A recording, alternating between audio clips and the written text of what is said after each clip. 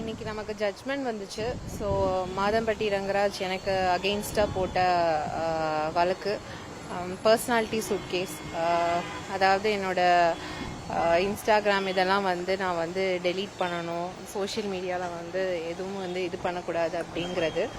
So அதுக்கான judgement இன்னைக்கு நமக்கு வந்து ஜட்ஜ் வந்து அந்த மனுவை வந்து தள்ளுபடி செஞ்சுருக்காரு. நான் வந்து ஆக்சுவலி வந்து ரொம்ப தேங்க்ஃபுல்.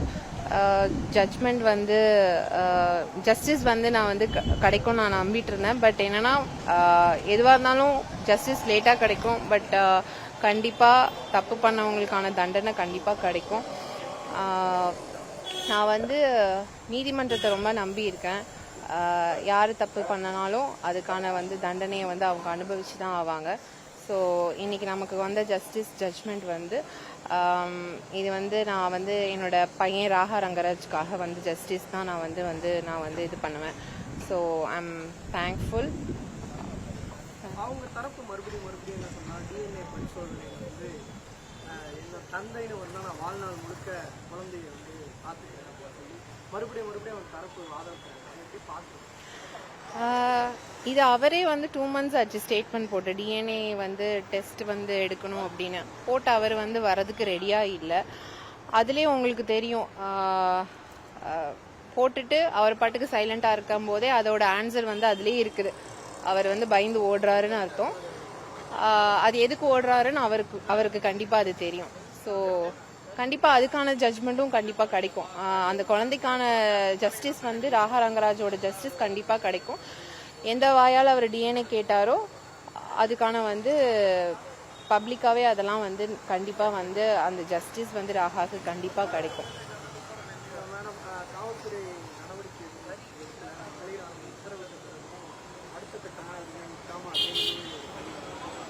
இல்லை, எஃப்ஐஆருக்கான இது போயிட்டு தான் இருக்குது. இப்போ தான் நமக்கு 1 by 1 எல்லா கேஸுமே நமக்கு வந்து இதாகிட்டு இருக்குது. அவர் போட்ட வந்து ஹாஸ்பிட்டாலிட்டி அந்த மாதம்பட்டி எதிராக வந்து அந்த ஹேஷ்டேக் யூஸ் பண்ணக்கூடாதுங்கிற கேஸ் நடந்துச்சு. அதுக்கும் வந்து ஜட்ஜ்மெண்ட் வந்துருச்சு. அண்ட் இன்னைக்கு வந்து பர்சனாலிட்டி சூட் கேஸ் போட்டார், அதுக்கான ஜட்ஜ்மெண்ட்டும் வந்துருச்சு. அடுத்து ஒன்றா நடந்திருக்கு. நம்மளும் கேஸ் போட்டிருக்கோம், எஃப்ஐஆர் வந்து டைரக்ஷன் கேட்டிருக்கோம். ஸோ கண்டிப்பாக லேட் ஆனாலும் கண்டிப்பாக அதுக்கான ஜஸ்டிஸ் கிடைக்கும். தப்பு பண்ணிட்டு அவர் எங்கேயும் ஓட முடியாது. ஏன்னா தப்பு பண்ணியிருக்காருல்ல, ஸோ அதனால அவர் சைலண்டாக இருக்காரு. இதெல்லாமே வந்து அவர் கொடுத்த ஸ்டேட்மெண்ட்டுக்கு இன்னும் அவர் கிளாரிட்டி கொடுக்கல. அவர் தான் டிஎன்ஏ கேட்டார், பட் இப்போ வரைக்கும் அவர் வந்து அதுக்கான ஒரு கிளாரிஃபிகேஷன் கொடுக்கல. அதுலேருந்தே தெரிஞ்சுக்கோங்க அவர் எப்படிங்கிறத.